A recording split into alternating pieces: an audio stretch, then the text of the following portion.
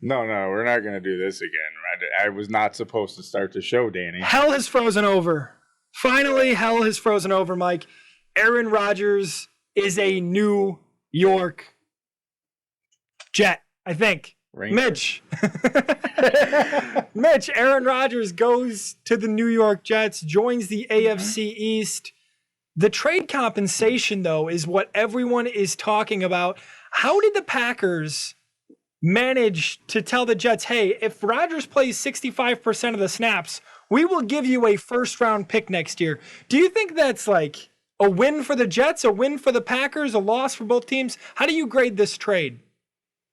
So the way I look at it is, remember, Dan, when me and you were talking about this, that I think the 13th overall pick is the key to this entire trade. Yep. And look what happens. Okay, but they swapped. They swapped between, two picks in the draft. That's nothing, right? Yeah, well, yeah, but there's nothing but, like I said, it was revolved around it. It never really was going to get completed without that 13th overall pick going to the Packers. So now here are the Jets saying, okay, we want this quarterback. What else is it going to take? So now, it's Brett Favre all over again. And I hope, I'm actually somewhat of a Rodgers fan, to be honest, but he's not. He's aging. He's 38 years old. He's done. He's at the end of his career. What is with you, Jets? You guys almost make the playoffs last year, and now you go for the aging quarterback. They almost made the playoffs without a quarterback, Mike. Think about that. With three quarterbacks, one guy who's too busy doing whatever. Think about what you're saying. Rodgers may be 38, but he is still a top, let's say top seven quarterback in the NFL. And if you get a chance to bring him to your team to be able to compete for the division, to be able to compete for a Super Bowl possibly, the Jets have such a complete team on defense, and they have young players on offense with Garrett Wilson, Breece Hall. A top seven quarterback would be considered elite, correct? I think so. You think so? Okay. I think so. Would you agree with that, Mitch? That would be considered elite, right? So yeah, maybe at one point, an elite quarterback takes his crappy team to the playoffs and loses in the first round at the very least. But Mitch, let's talk about the Green Bay Packers. Let's talk about the fact that they moved up 2 picks. They had a bunch of draft picks they needed to hit on, but they did something very questionable in this year's draft. Yes, they did. What is it? They selected Lucas Van Ness with the 13th overall pick. Now, I want to shed some light on this. I really like Lucas Van Ness. I believe that he's going to be a good player in the NFL. Now, that's not to say, not naming names, I did talk to a Packers fan, and I kind of talked him into it, tried to talk him into the Lucas Van Ness. Well, I'm glad you could talk him into it, because he was sitting on my couch as Mike watched Lucas Van Ness's girlfriend's butt get smacked by the father, and he was not happy. Kevin was not happy, and I will say his name. He was very upset, sir. Very upset. So you couldn't have talked too much. He said, this is what this organization does. They just pick bad players. They're not helping out Jordan Love. They're not going to do anything in the NFC North. So let me shed some light on Lucas Van Ness. Lucas, yes, he is a defensive player. They could have went offense. Okay, whole shebang. Who cares? You have to let this kid play, and then you're going to look back at that pick and saying, damn, the Packers drafted a great player. You're going to look back at this pick and say, hey, they should have taken Jackson Smith and Jigba instead of a defensive player. But Mitch, what I was coaxing you into was the fact that the Packers took 2 tight ends in the top five rounds this year?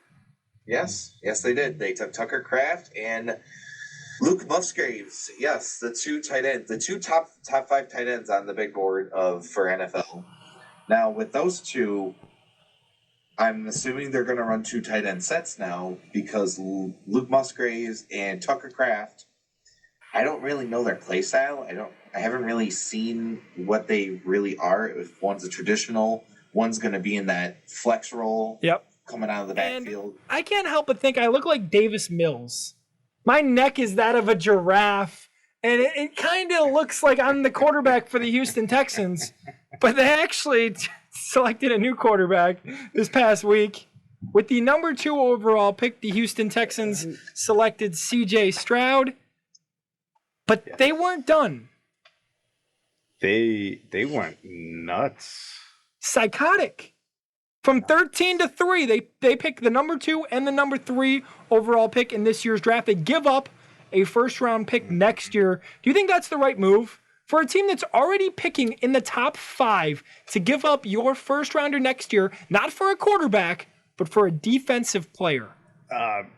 Regardless, this is what a team does when they say, enough's enough. We're done at the bottom. We're going for it. We're going to go for it all. And Randy Marsh on him, right? Exactly. Big balls.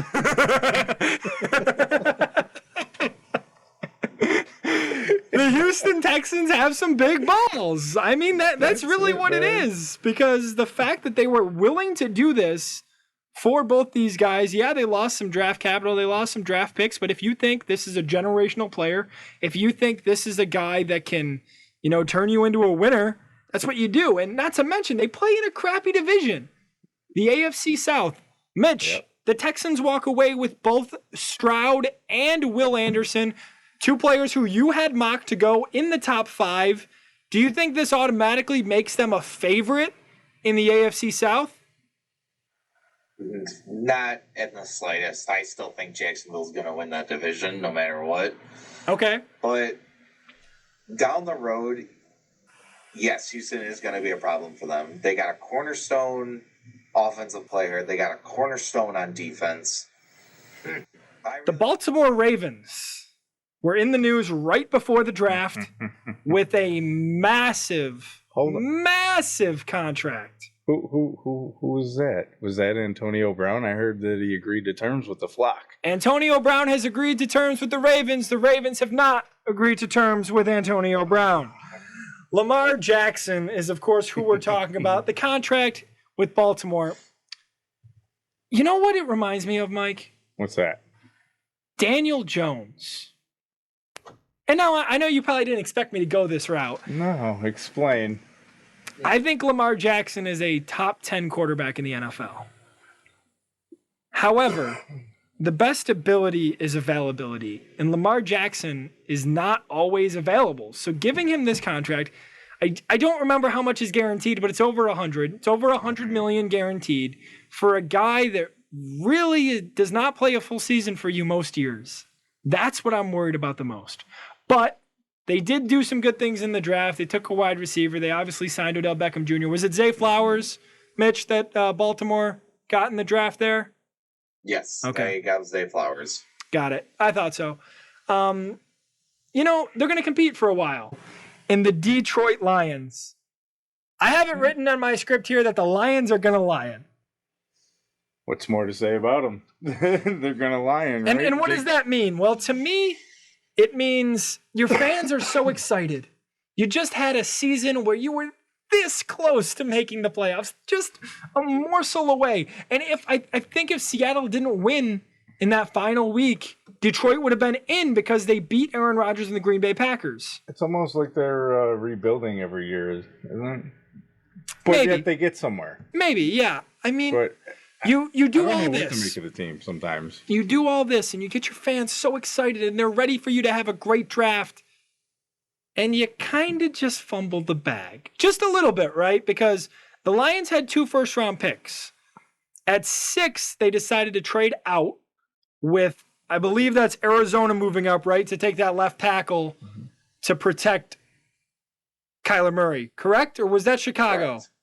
No, it was Arizona. It was Detroit. It was Detroit trading with Arizona. Okay, Detroit and Arizona. It was Chicago and Philadelphia later. So they moved down, and after they moved down, a couple picks later, Bijan Robinson goes earlier than probably we all thought a running back would go at 8 to the Atlanta Falcons.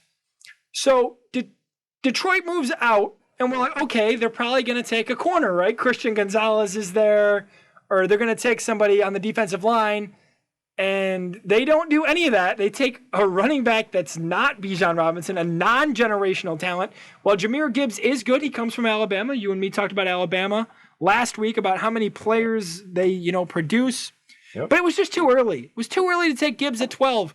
And then at 18, they take Jack Campbell, who you and me discussed as the Bills' potential pick, who I think was on the Bills' board, definitely, if he was there at 25 or 27, whether the Bills would have moved up, I'm not sure.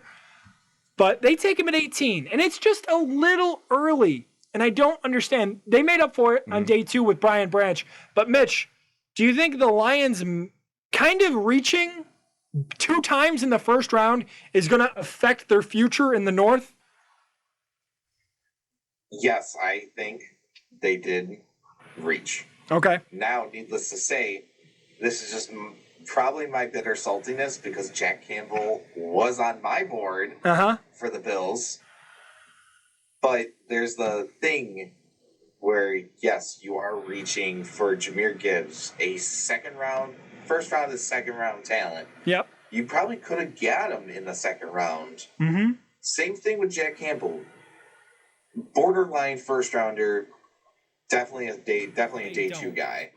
Before we mention this guy's name, I want to mention the fact that he said before the NFL draft happened, he said this: I don't want to go to the draft in person and have to sit through the entire first round if I'm not going to be taken. Right? He says that. Okay. Do you know how many times the NFL cut to him during the draft in the first round? I can't remember, but it was quite a lot, man. And he was 38 times. 38. You counted? I did not count. I read Okay. it. 38 times they cut to Will Levis on day 1 of the draft because they were like, oh, he should have gone. He should have gone. First of all, respect the guy's privacy. I hate that, okay? I get you're trying to make your money, whatever. I hate that. Will Levis slips all the way into the second round, but I called it. You mentioned you called it with the Bills and going, a weapon in the offense. I called this. Will Levis to the Tennessee Titans. And he's going to replace Tannehill probably during the season. Mitch, I know you're not the biggest Levis fan, but I think you have to agree that the value is there with pick 33 in the second round. Yeah, absolutely. Now, it was shocking to me that he did fall as far as he did. I thought Tampa Bay was the spot that he was going to go. If he didn't, I thought that too. At 19 there, because they're going into this year with Baker Mayfield and Kyle Trask in the quarterback room.